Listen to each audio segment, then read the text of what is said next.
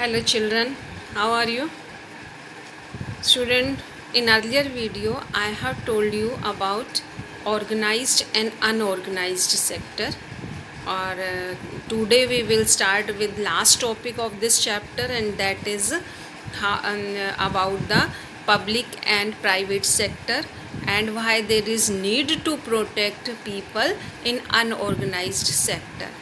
I have given you a worksheet, and I have in this video I have covered all the answer of the questions of worksheet. So write answer yourself, and don't ask again and again, ma'am please give answer, because I have covered up all the answer in this video. And student, after this we will start with the next geography chapter, that is agriculture.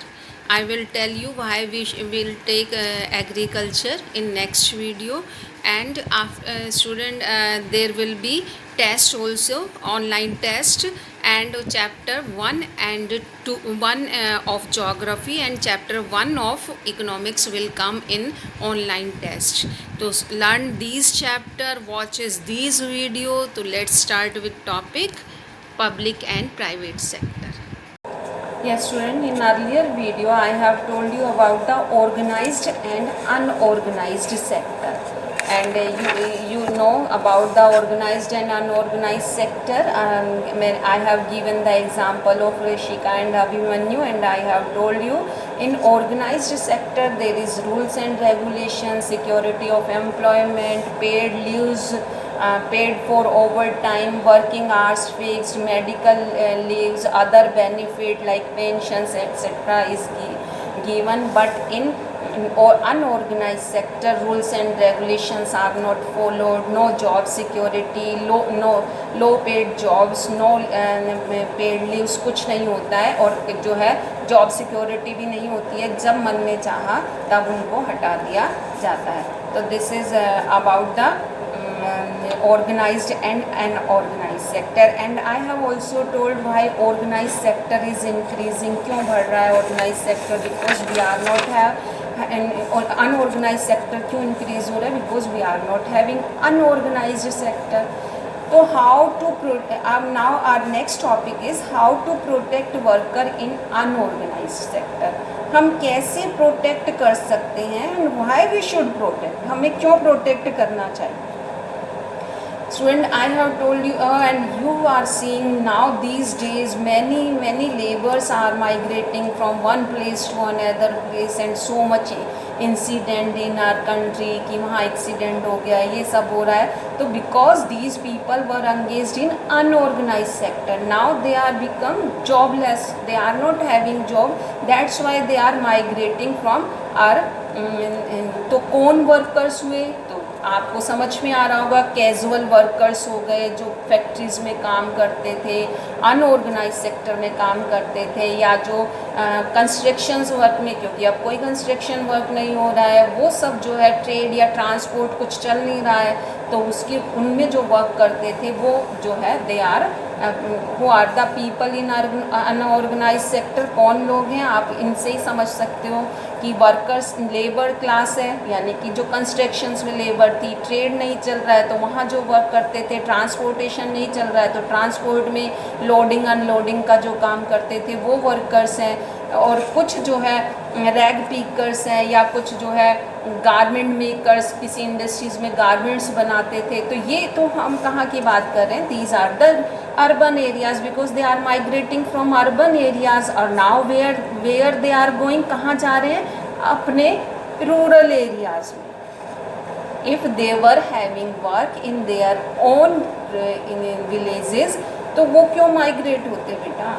अगर उनके पास काम होता तो वो migrate होकर कौन आता है? कोई दूसरी जगह आना ही नहीं चाहता है. But again they are migrating to their rural areas. वहाँ पर कौन पीपल है? Who are the people in unorganise sector. कौन होते हैं अनऑर्गेनाइज सेक्टर में? जिसके पास खुद की लैंड है तो they will not come outside. वो कहीं नहीं जाएंगे, कहीं पर भी नहीं आएंगे कि they are migrating to urban areas. कौन होते हैं? जो लैंडलेस एग्रीकल्चरल लेबर होते हैं, यानी कि जिनके पास लैंड नहीं होती, दूसरे के फील्ड में काम करते हैं. और कौन होते हैं, स्मॉल एंड मार्जिनल फार्मर्स की फैमिली उनकी बिग है but they are having only half hectare 1 hectare, तो जो है वो अपने फैमिली को जो है पूरा नहीं कर पा, क्योंकि कई बार क्रॉप्स ख़राब हो जाती है। आप देख रहे हो ना इन दिनों बहुत सारे ग्रास होपर, टिड्डी बोलते हैं जिन्हें हमारे, तो इस तरह जो है क्रॉप्स ख़राब हो जाती है, या कभी बारिश हो गई, साइक्लोन आ गया, कभी कुछ हो गया, तो वो मार्जिनल फार्मर्स जो कि नहीं होते। शेयर क्रॉपर कौन होते हैं, जैसे मेरी फील्ड है और मैं उसमें करना नहीं चाहती हूँ, मेरे पास लैंड है बट मैं उसमें एग्रीकल्चर करना नहीं चाहती हूँ, तो मैं क्या कह देती हूँ कि मेरी लैंड पर किसी को मैं दे देती हूँ और जितना तुम जो है ग्रो करोगे उसका हाफ मुझे देना है। तो यानी कि मैं उस क्या हो गई शेयर क्रॉपर, यानी कि उसका इफ़ उसके पास अगर 10 क्विंटल जो है 10 क्विंटल वीट हुए तो 5 क्विंटल वो किसको देगा, मुझे देगा, तो वो होते sharecropper. Now the end, और इसके अलावा कौन, artisan such as weavers, blacksmith, carpenters, इनके पास काम हमेशा नहीं होता है बेटा। वीवर्स हो गए, ब्लैक स्मिथ, लोहार जो लोहे का काम करते हैं, कारपेंटर्स हो गए। तो रूरल एरियाज़ में these are the people who are engaged in unorganized sector। Urban areas में small scale industries worker, casual worker in constructions, worker in trade and transport and street vendors जो घूमते हैं हमारे यहाँ पर रेहड़ी लेकर, और रैग पीकर्स कूड़ा उठाने वाले जो है, एंड हैड लोड वर्कर्स जो बोझा उठाने वाले होते हैं, अपने सर पर रख के लेके जाते हैं, अनलोडिंग का काम करते हैं, गारमेंट्स मेकर्स। तो these are in the urban areas, ये कहाँ पर है, अर्बन एरियाज़ में, और these are in the rural areas. समझ में आ गया। This is question in your worksheet and you will not ask question again and again. These are the people, you will not ask answer, question नहीं कि ma'am इसका इस question का answer क्या है, क्योंकि दीज आर द आंसर्स।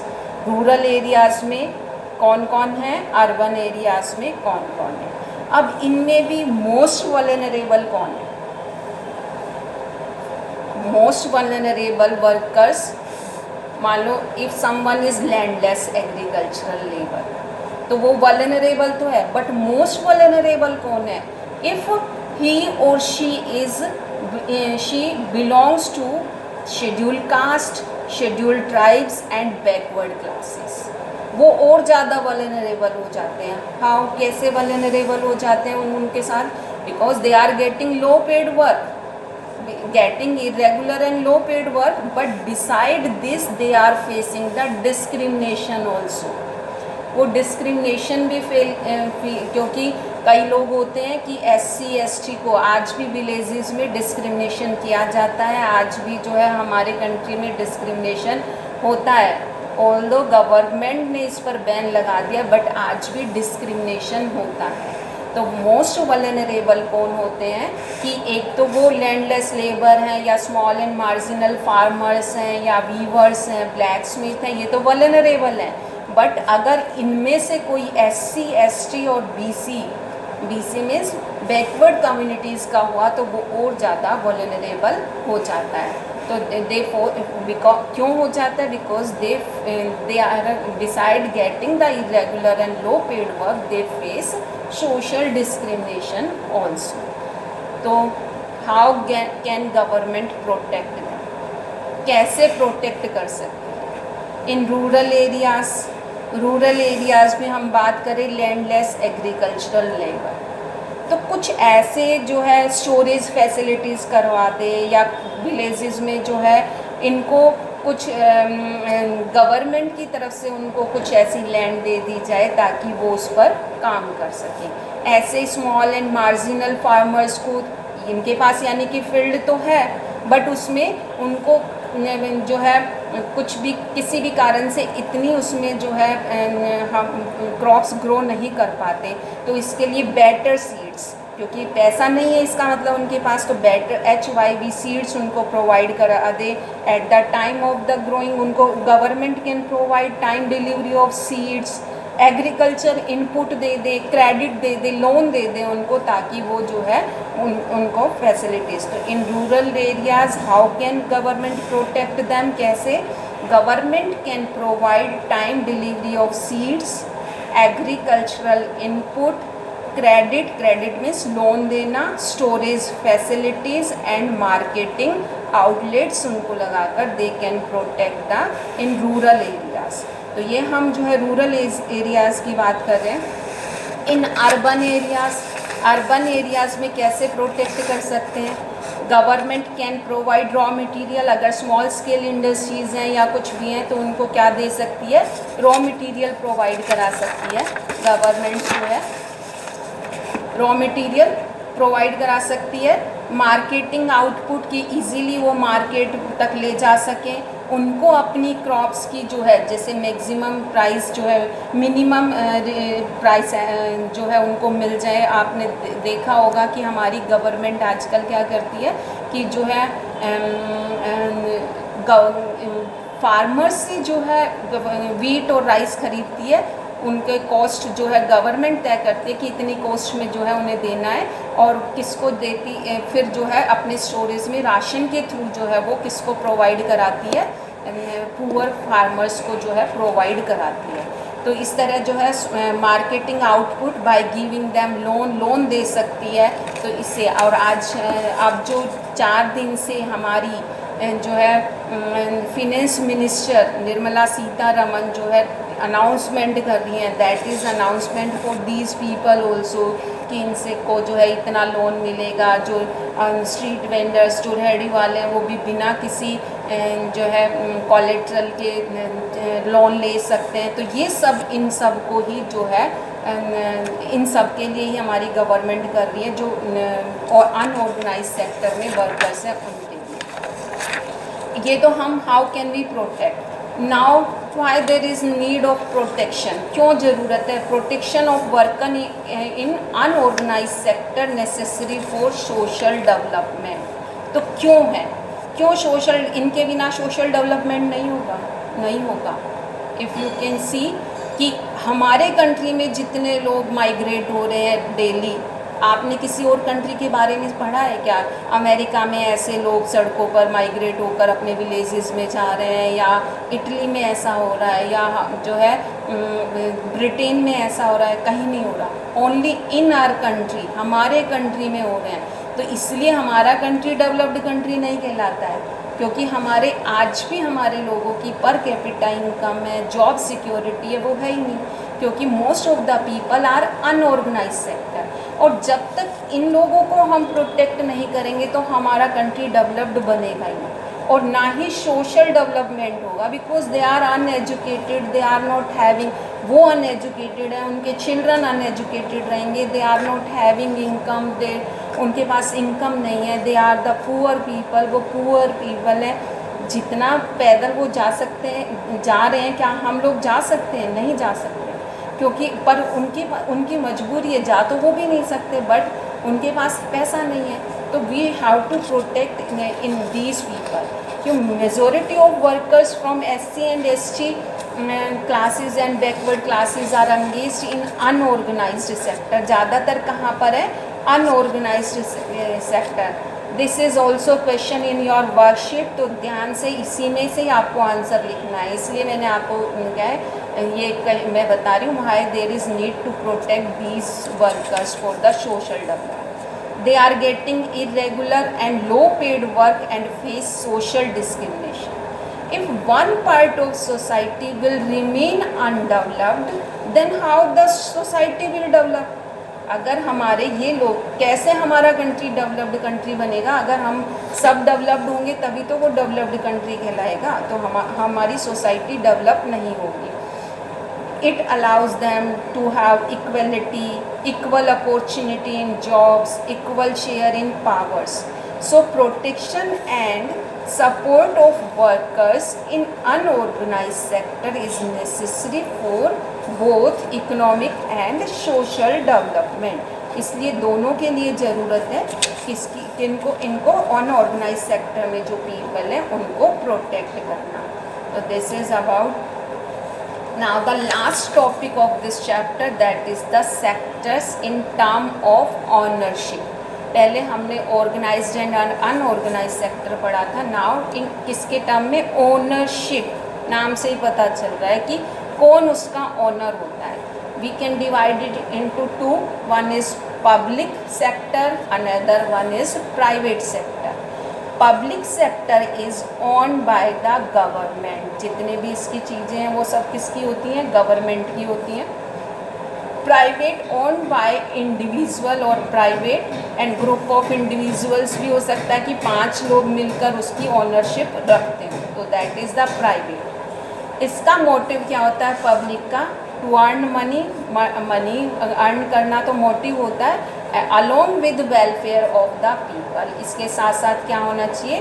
लोगों के कल्याण की भी सोचता है, मतलब लोगों का वेलफेयर भी होना चाहिए. This is motive to earn profit only. Private का मोटिव क्या होता है? To earn more and more profit. और एग्जांपल इसके रेलवेज, पोस्ट ऑफिस जितने भी हैं, these are the um public sector of public sector. और TISCO Tata iron and steel company. Iron and steel company, Tata iron and steel company. Reliance, कोई भी दे सकते हो, बजाज दे सकते हो आप, जो भी आपको प्राइवेट में तो आपको बहुत याद होंगी.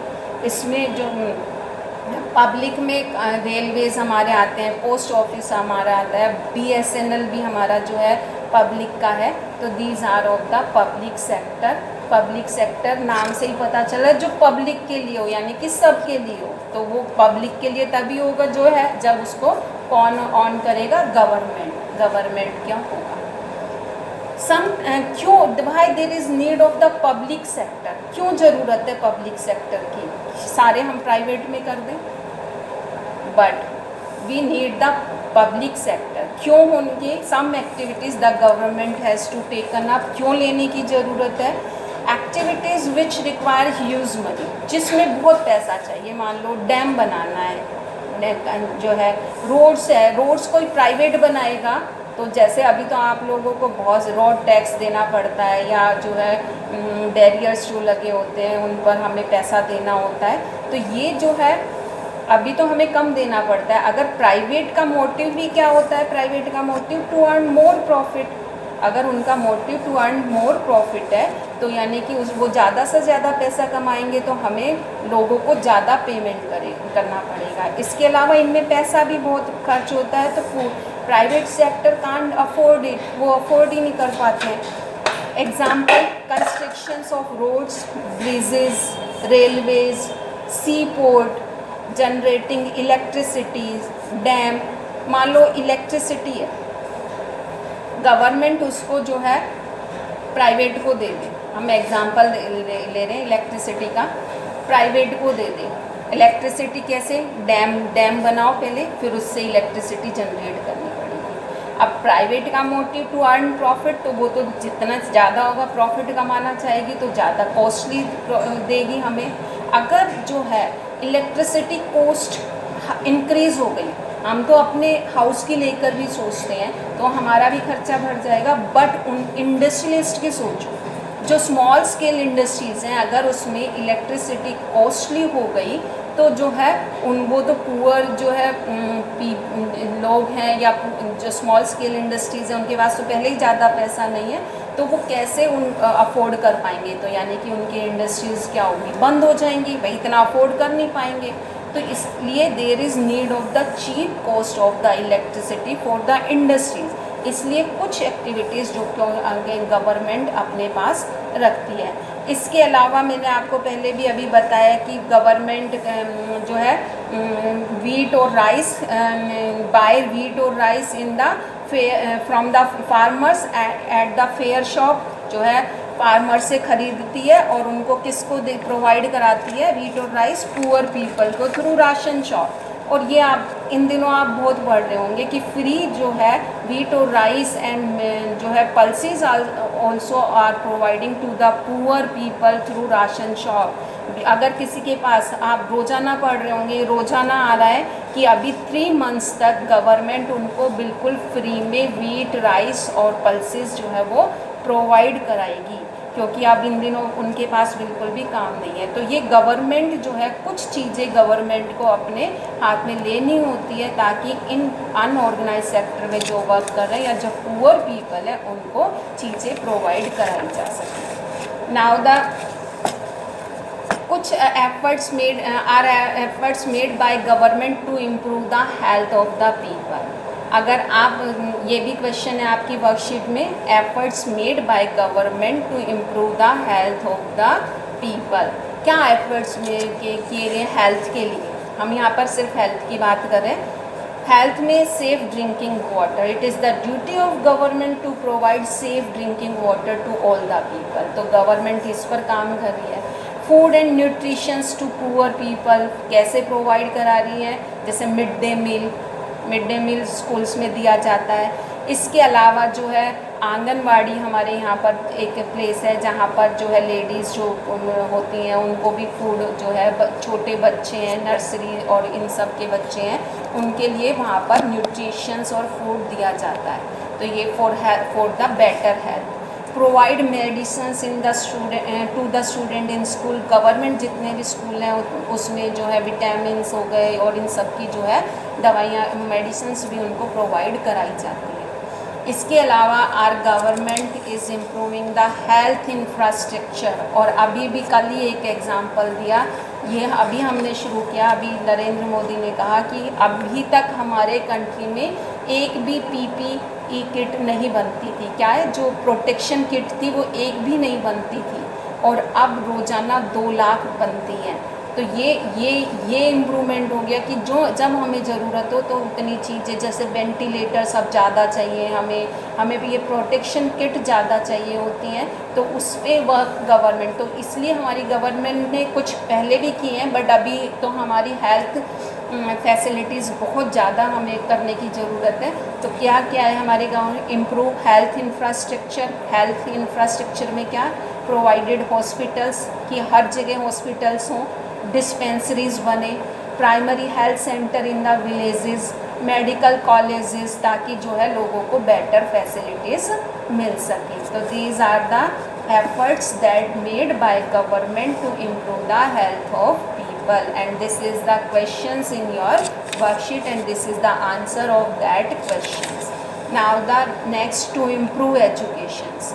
दूसरा, हमारी गवर्नमेंट किस में एफर्ट्स कर रही है? एजुकेशन में। और जो है मोर and more school should open. कैसे कि और ज़्यादा स्कूल, वैसे तो बहुत स्कूल खोले हैं बट और ज़्यादा स्कूल खोलने चाहिए। और providing quality uh education, particularly elementary education. Elementary कौन सी होती है? Primary education.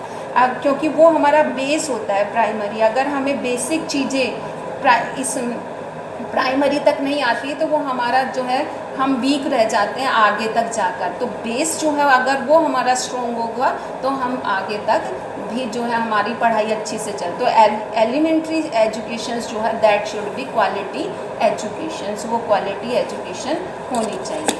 तो this is about your chapter 2, sectors of Indian economy, and next chapter we will start from geography. Thank you.